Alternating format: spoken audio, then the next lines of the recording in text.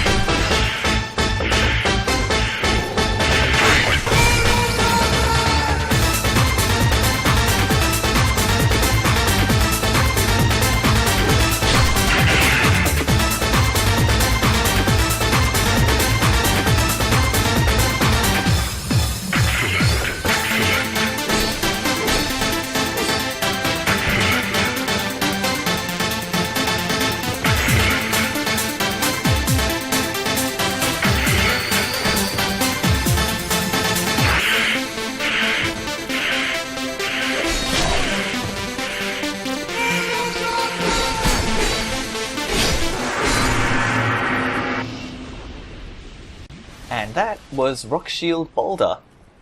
And actually, this didn't strike me at the time, but I wonder if he's a reference to the Boulder Knights in Dark Souls 1. Oh, actually, no, I don't think he is, because I believe in Dark Souls 1 it was spelled B-A-L-D-E-R. Whereas, this Rock Shield guy here was, like, B-A-L-D-Y-R. So I don't think that's a reference. Oh well. He was, fighting him on the bridge was kind of tough. And he's got a spear, and he likes to turtle a lot, so he sort of has a bit of an advantage. Just in terms of, you know, being able to turtle. And those things he was throwing at you, they stop your Estus. So you can't heal. And this is the Sanctum Shield. Which is kind of interesting. You can use it as a sacred chime. It doesn't have particularly good stats. They're okay. I mean, for a shield that acts as a chime, I guess it's kind of useful. For me, though, the main use would be if you're running a build that uses, like, Sunlight Blade, so you don't have to have a chime equipped, you can just use that shield to power up your main weapon. That's the only use I could see for it. Especially considering that Miracles got nerfed, or at least offensive Miracles.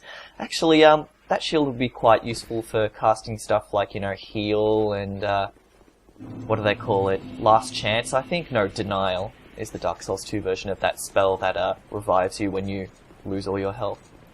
And here is the final bonfire that we were missing in the kind of, Shulva Sanctum City area. So now we've got all 3. And, got what looks like another elevator, and I'm sure you guys can guess where that one ends up. And through that corridor there, or that cave I should say, that is how you get to the Cave of the Dead. Waiting for the elevator. There we go. I know, I think it was Spy, he mentioned that the elevator rides in this game seem unnecessarily long. Yeah, here you go, there's the fog gate. Yep, that's into the challenge area.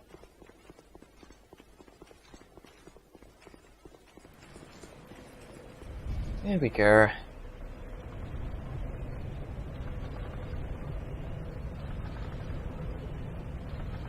So I guess, kind of just going forward for this channel, what I'm going to do is we finished off kind of Dark Souls 2 here, and then I'll go back to doing Prison Architect. I might actually do some very aggressive editing of my gameplay for that, because I think you guys, or you know, I'm even getting a bit bored of just watching buildings get built. So I'll try and do some very aggressive kind of time-lapsing and speeding up so you only kind of get the most important bits. And maybe that will be another 2 or 3 videos. Oh, and here you can see I just got off the elevator a little early and you can get into this room here with the treasure chest. I can't actually remember what it is. Dark Greatsword, that's actually pretty cool. Okay, and this is the final pressure plate that I forgot to activate on my run-throughs. And it's actually worth it, especially if you have weapons to upgrade. That's what I like most about this area, it just throws rare upgrade materials at you. There we go. 5 Twinkling Titanite and 3 Petrified Dragon Bones. If that's not, you know, striking gold, I don't know what is. And here we are. The, probably what is the most important / interesting part of any playthrough. Boss fight. Now, I didn't realize it here, but this is actually an NPC.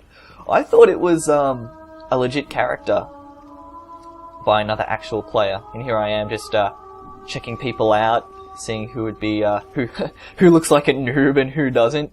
You can usually tell newbie players tend to have kind of matching armor sets and weapons that you find sort of fairly early on in the game. You don't want to summon them for boss fights, they're probably going to die. And as well, I'm kind of mindful of connection issues, because there's nothing worse than summoning a phantom and they just desync massively as soon as you get into the boss room and it's basically just you fighting the boss. And the way I usually tell that is when you, activate their summon signs, the amount of time it takes for that little phantom that shows you what they look like to appear is usually an indicator of your connection. If they appear very quickly, chances are you've got a good connection and they won't desync. If it takes them ages for that little kind of preview phantom to appear,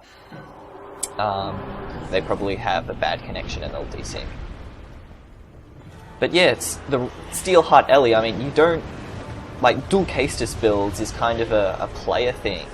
Like a niche sort of thing. And you know, just her equipment, she's got like that weird kind of veil, so she looks kind of creepy. And that's why I thought she was an actual person and not an NPC. Oh, and I think I mentioned this in the previous video, but you can summon Benhart for this fight as well, and it does count towards his sort of quest limit thing. And I think this boss fight kind of sucks, because Alana has a fuck ton of health. She's resistant to pretty much everything. She can, like, teleport around like the Dark Lurker fight. Her actual attacks and spells, except for that one there, aren't very difficult to dodge and don't do all that much damage. But, yeah, she can summon Velstadt, or rather a weird kind of corrupted version of Velstadt that does poison damage. And unlike sort of the Skeleton Lord's boss fight, where attacking their little minions that appear damages them, attacking Velstadt does shit all to the boss's health. Like, for all intents and purposes, this is a dual boss fight, Velstadt and Alana. As you can see, Steelheart Ellie there is getting torn up. And I was thinking through this fight, like, you know, this person sucks ass. Like, I'm, you know, Steelheart Ellie, whoever player that is, like, is a total noob. It's because she's AI. Yeah, I would say this fight's very, very difficult when you're on your own, because you've got to avoid Velstadt, you've got to avoid Alana, who's teleporting around and casting spells. It's almost like the Dark Lurker fight when he splits into two. It becomes very difficult, and you've got to basically be able to keep both of them in your view at all times, and to be able to conserve your stamina so you can always dodge. I think the way to do it is basically hit and run attacks. get Velstadt away from Alana, sprint over to her, hit her once or twice, and rinse and repeat, and that's how you kind of do it when you're on your own. But, I'm kind of impatient when it comes to things like that, so I prefer to summon help. And on another character, actually, I'm coming through this area, I'm kind of a spell sword build, and I think when I was doing this boss fight, my online wasn't working, so I summoned both Steelheart Ellie and Ben Hart. And even then the fight's kind of hard, because they tend to die so quickly. Yeah. At this point I can tell I'm probably not gonna win this fight. My trusty Great Resonant Soul spam is doing shit all. We can't cheese this fight. Both the bosses are very aggressive. Yeah. Oh well.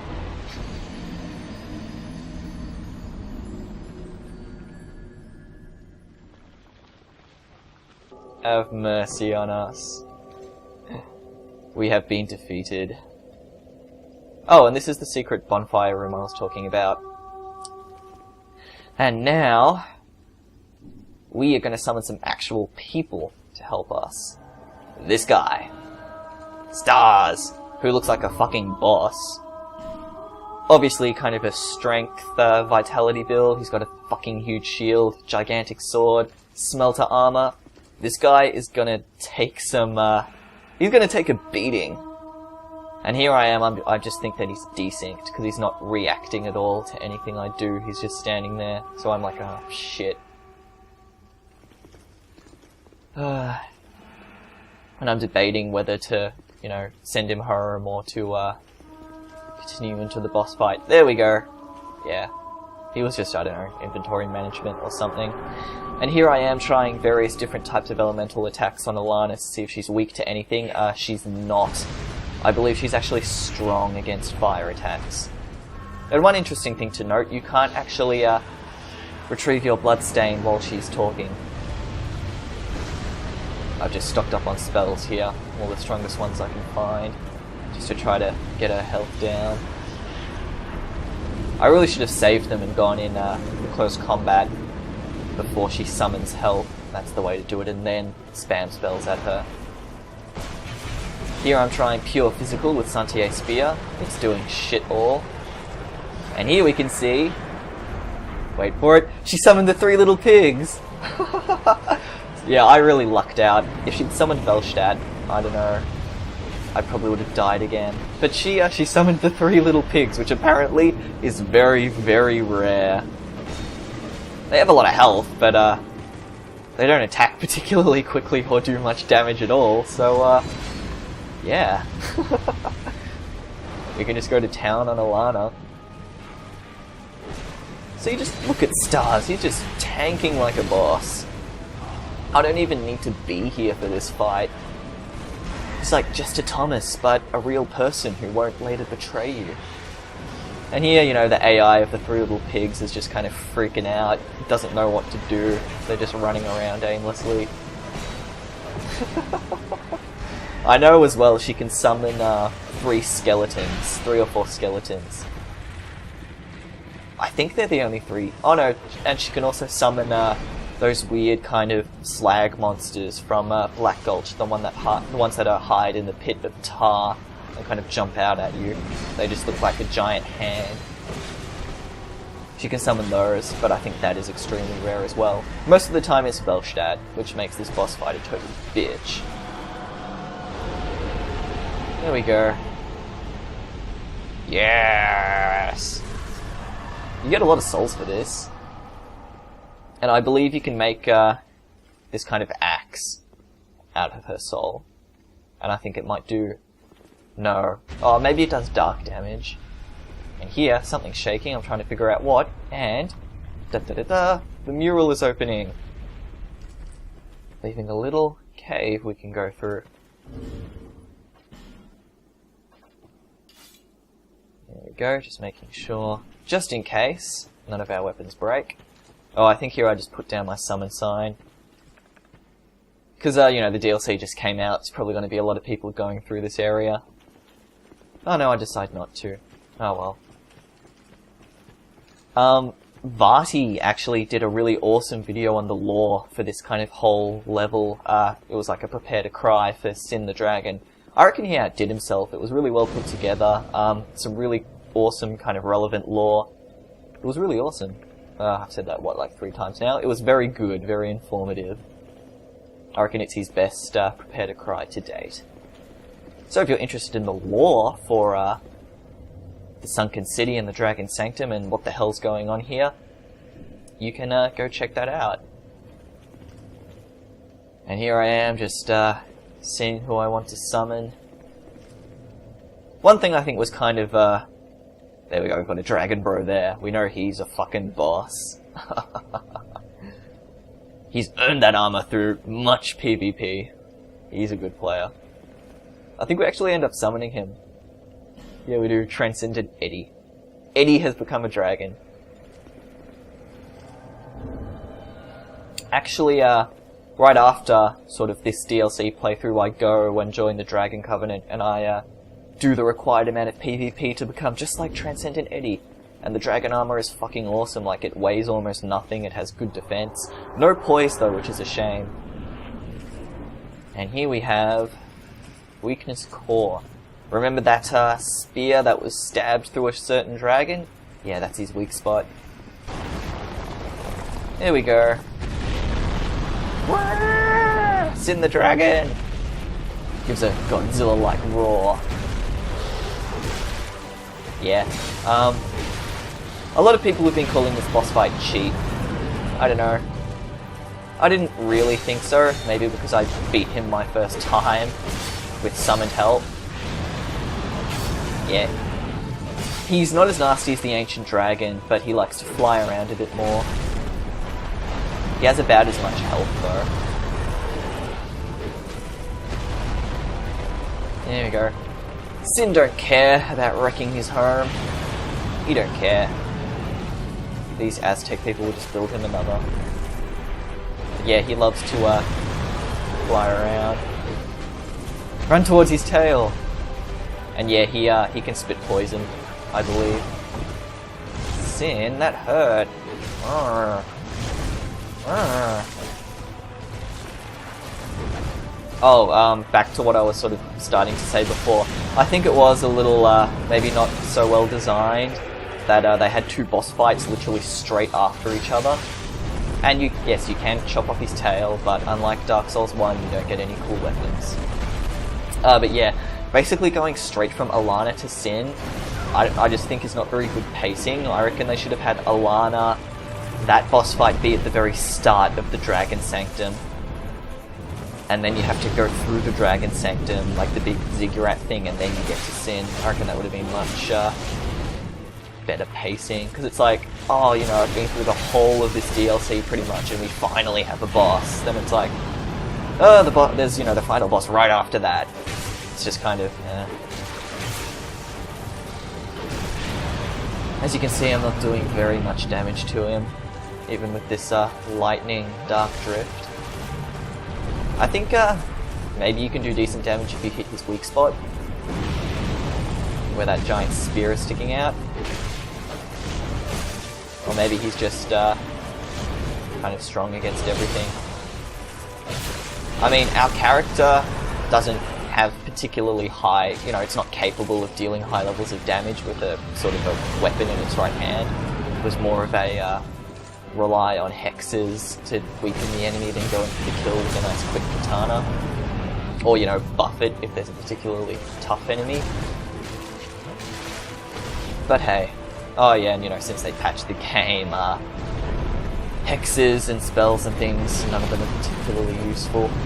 I did start a new sorcery build though, and stuff like, you know, Soul Spear and Crystal Soul Spear does decent amounts of damage, but it's hard to get very many casts of those in the first playthrough. And here you see I'm kind of freaking out because both my weapons are about to break, and this boss still has a bit of health. That's the thing with katanas, they break very quickly.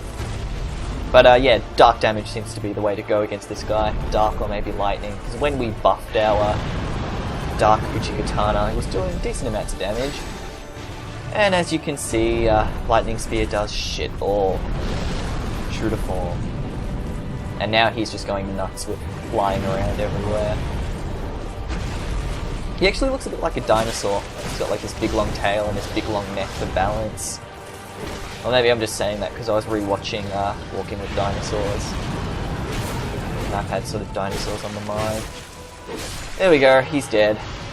With summoned help, with someone who knows what they're doing, this boss fight is not particularly hard. I imagine even on your own, it wouldn't be that bad. Just, you know, wait for him to fly around and kind of hit him a few times and then dodge. A little bit like the Ancient Dragon, just kind of know his moveset and try not to get attacked. And here we have York's Ring. And, with Sin Soul you can make Sir York's Spear. His ring is kind of meh. It can deflect spells. I'm not sure exactly how it works. Like, it just has a random chance if someone casts a spell at you to deflect it. Not too sure. But, yeah, that was the DLC area. We get the Sunken Crown. And one really cool thing is that you can go to Vendrick's kind of boss room in the Undead Crypt. And you can go into his memory and you can actually talk to Vendrick when he's sort of not hollow. Which is really awesome and really, like, just crazy for the lore. The crown's not bad. I think it has some status effects. It increases some attributes and then takes away from some others. So for certain builds, I guess, it can be good. But yeah, make sure you don't miss those. Because they're kind of just hidden away in Sin's boss room. But that was the playthrough of the Dark Souls 2 DLC. Thank you all for joining me. What am I doing here? I'm looking for... There we go, the dual bow. To show my appreciation. Thank you, and I'll see you in more videos.